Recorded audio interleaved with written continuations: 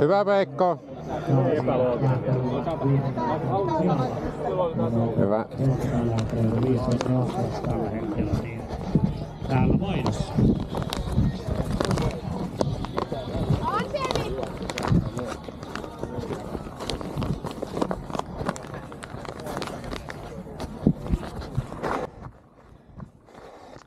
No niin, tässä olisi minunkin tekemänä niin tämmöistä suullistusvideota.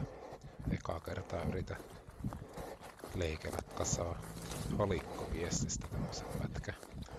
Tässä ei ole koko suoritus, vaan vähän hypitään näitä oleellisia paikkoja ja etenkin 3 välillä onnistui tekemään aika typerätkin pummit.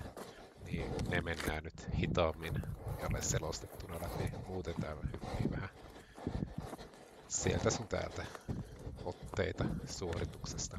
Mutta sää oli hyvä ja harvinaisenkin lämmin. Teepaita päällä pystyi menemään ihan hyvin tuolla. Mutta kuitenkin oli ehtinyt syysflussakin iskemään päälle ja tässä oli vähän puolikuntoisena matkassa. Oli plussa tulossa vasta. Tämän jälkeen olinkin sitten, no itse olen yhä tästä 3 viikkoa tästä halikosta, niin yhä plussa päällä. Eikä tämän jälkeen sitten iski ekana yskänä ja välillä meni pois sitten ja tuli uudestaan takaisin, että on ollut tämmöistä syyssaalistelua ja tässä puuskutuksesta niin kuulee, että ei ole kone ihan kunnossa. Mutta joo, nyt hetken hiljaisuus ja kohta pummia tulille.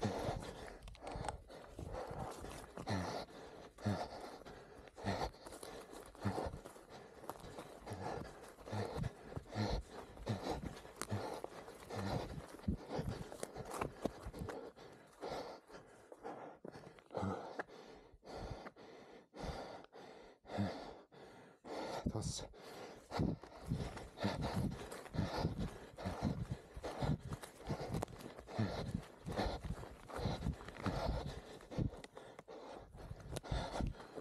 No niin, tähän asti sujuu kuin suunnilleen hyvin.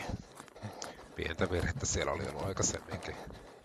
Mutta tällä välillä nyt oli vähän tämmönen peltikiiväli, että nyt suunnalla vaan kohti rastia ajatuksella, että tuolla tuo oja tulee ja ohjaa sitten automatiikka rastille. Tässä en edes lukenut näitä kiviä, mitä näin. Vaan oli yhä ajatusta tuossa nyt vaan.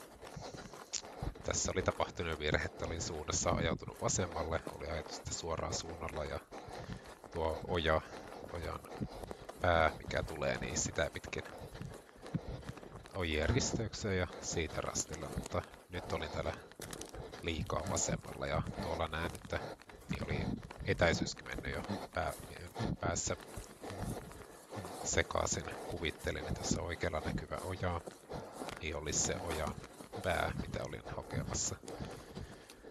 Että kuvittelin, että nyt kun tulen tähän ja menen yli, niin menisin siellä ojasta, mikä on tuolla oikealla.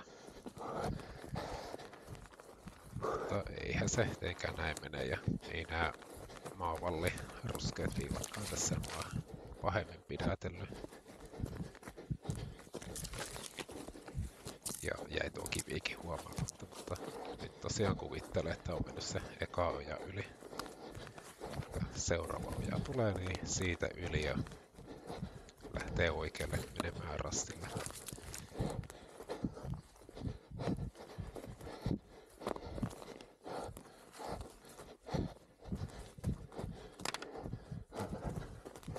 Mutta täällä nyt on yllättävän peitteisen näköistä ja vielä näkyy tommonen mäerinne tuolla, niin tässä nyt herää epäilys, että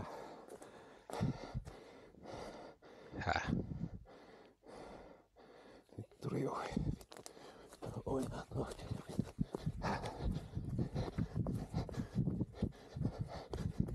Sitten vaan takaisin, mutta en tässäkään kuitenkaan ihan niinku täyttä luottamusta osannut rakentaa mieleeni sijainnistani.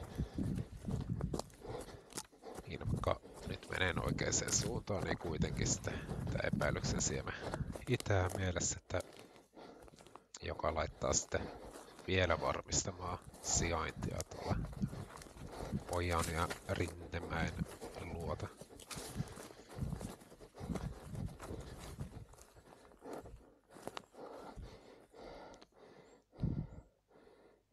Joo, tässä oli yllättävän peitteisen näköistä, niin tässä tein päätöksen, että käydään nyt vielä varmistamassa omaa sijaintia.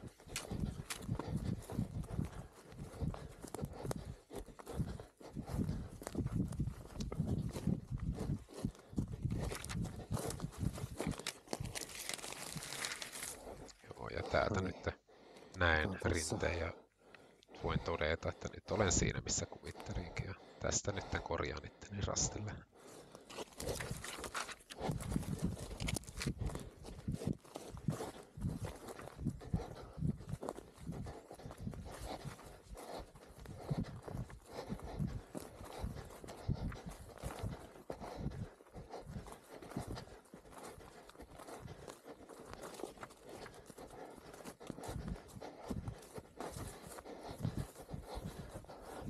No niin, ihan vittu.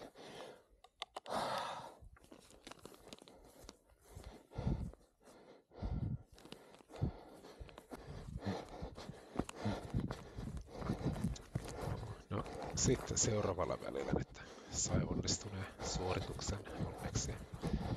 Ja olin ihan tietoisesti juossut tuota Ykösen kautta tai vierestä. Että ajattelin, että se nyt on selkeä piste, että siinä tiedän tasan tarkkaan missä olen.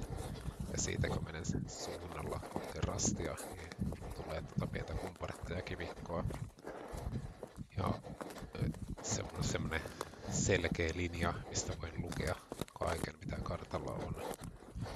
Ja tässä mennessäni sitten ihan tietoisesti kohta himmailen vauhtia ja menen tarkasti kaiken lukien ja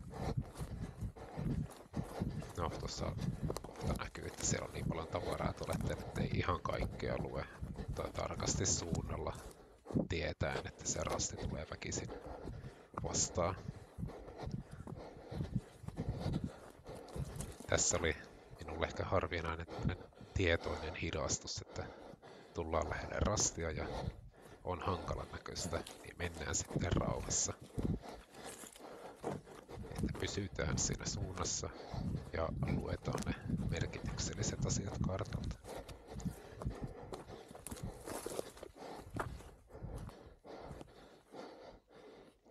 Ja kuten tässä näkee, niin aina ei ihan suoraan suunnalla ei voi mennä. Niin aina kun poikkeaa suunnasta, niin se jää mieleen ja osaa korjata sen poikkeaman pois sitten.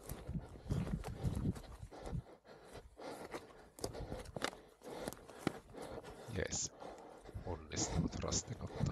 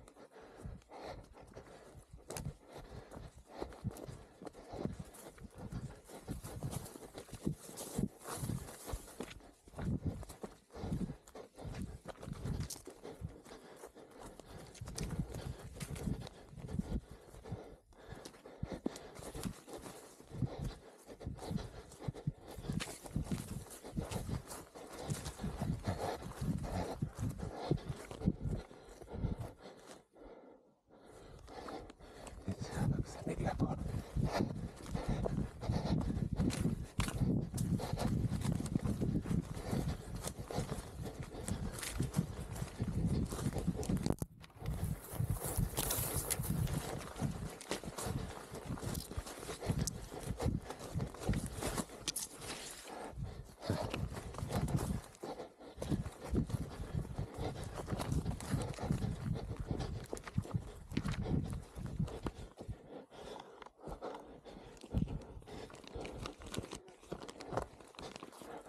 Joo.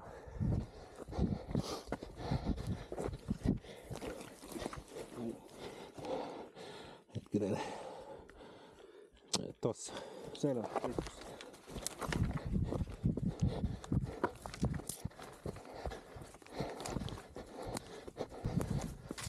Jees, ja tässä tuleekin tämän suunnistuksen toinen iso virhe. En ole ihan varma, että oliko se toisen suunnistajan auttaminen siinä laittanut ajatukset sekaisin.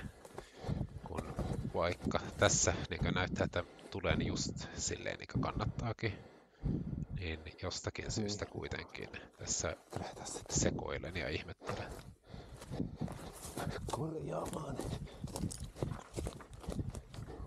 Niin, korjaamaanko ihan oikealla tässä. Mä kenties olin ollut alkuperäisessä suunnitelmassa ajatuksessa, että menee tuota oikealta, missä on näitä pikkujyrkänteitä paljon ja kuviorajaa pitkin.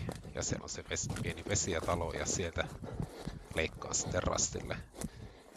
Niin en osannut tuossa nyt dynaamisesti tehdä muutosta suunnitelmaan, kun olin todella hyvin siellä jyrkänteellä ja sieltä lähdin niin hienosti korjaamaan. Ja nyt tuolla ihmettelen, että missä minä nyt täällä olen. Ja jotenkin on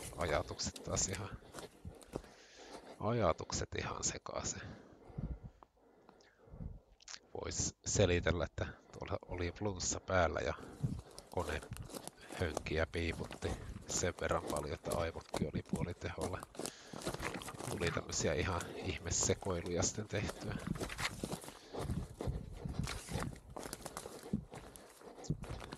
No, tässä nyt ei muuta.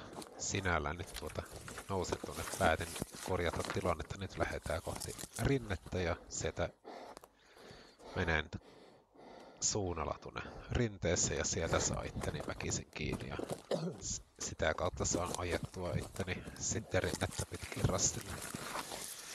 Mutta tämmönen varsin turha sekoilu tuli taas tässä.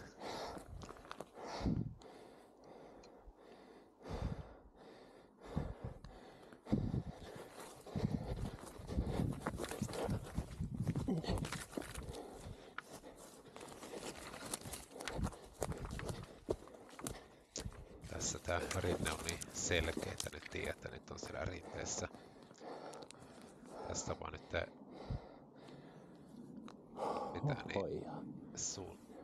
yritän tässä nyt määritellä, että mikä on se oikea rinteen korkeus ja sitten vaan lähden käyrää pitkin liikkumaan kohti rastia. Tiedän, että varmempaa on mennä silleen tarpeeksi korkealle, että siinä vaiheessa niin kalliot ja jyrkänet pysäyttää tuo. Ja näkyvyyskin tulee paremmaksi, niin tässä nyt näkyykin jo noita kallioita tuolla, niin tiedän, että nyt lähden vaan rinnettä pitkin menemään, niin väistämättä tulen rastin luokse.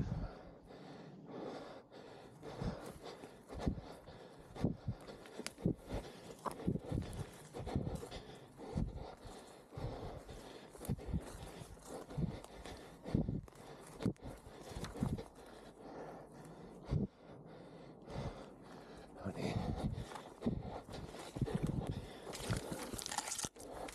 Siksakkia mennään, mutta lopulta se löytyy.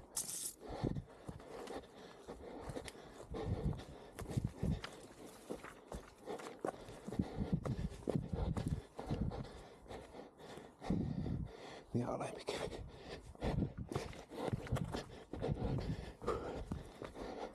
Voi voi, nyt Seppo tarkkana.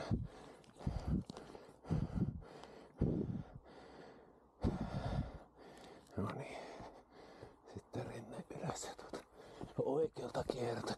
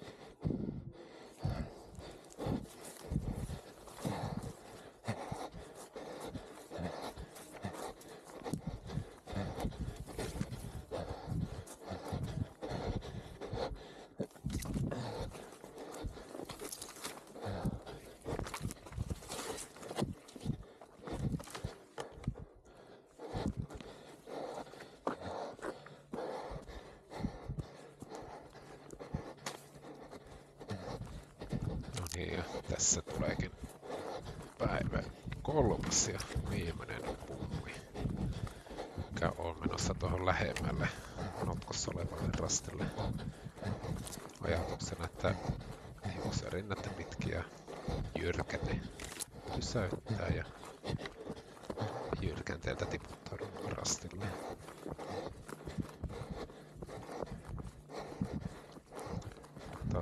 Tässä tää. Katsotaan näkyykö tää valkopaita. Menisiköhän se samalle rastille sitten. Katsotaan tästä jo 3 viikkoa suunnistuksesta.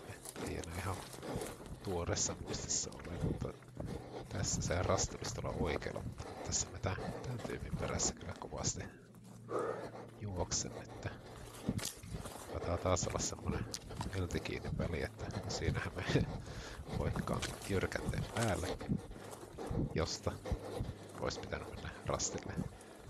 En tiedä mikä tässä. Tässä on kyllä taas jo täysin peltikin ja juostaa vaan eteenpäin. Ei taida olla mitään ajatustakaan siitä, että miten minä sen rastin löytäisin. Tänne nyt tää tulee aukolle ja tässäkin olisi pitänyt nyt jo tajuta, että missä ollaan, mutta ei.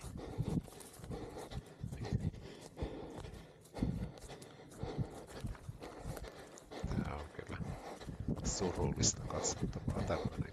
Ei ole mitään älyllistä toimintaa päässä siellä menossa ja juostaa vaan juoksemisen ilosta. Vaikka ei se tuossa plussassa kyllä mitään hauskaa olla. Nyt vihdoin kun maltan pysähtyä lukemaan karttaa, niin tajuaa, että ollaan tultu hyvin ohi rastista. Ja tässä nyt päädettä mennään rastin korkeudelle tänne ja lähdetään palaamaan sillä korkeudella takaisinpäin.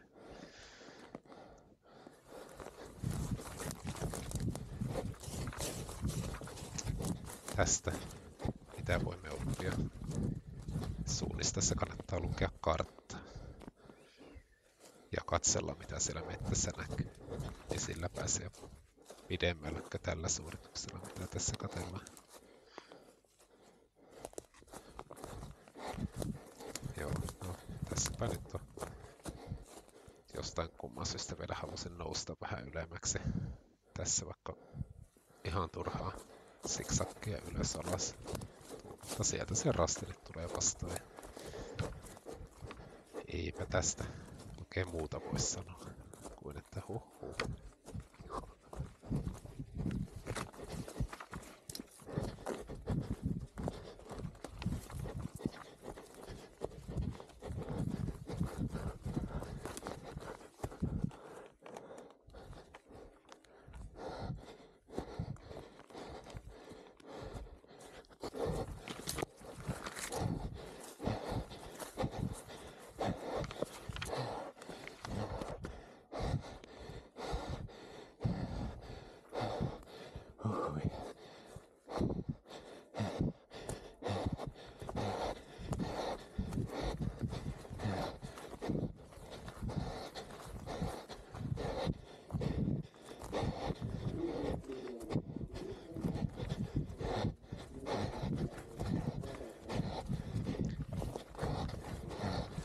Ratamestari oli tehnyt kivasti tähän loppuun tämmöstä fiilistelyä, näköalapaikkaa ja tässä kelpasi tämmöstä syysaurinkotunnelmaa kyllä vetää sitä itseensä. Loppuun ei ollut enää mitään intoa tehdä mitään oikoja, vaan varmasti kiertää täältä. Ei tosta suoraan menemällä olisi hirveästi nyt voittanut. Täältä hyviä. Tässä leikkaan tuon pikan välin pois. Aika suoraviivasta juoksua loppusuoralle. Mutta oli kiva ja sää oli ihan mahtava.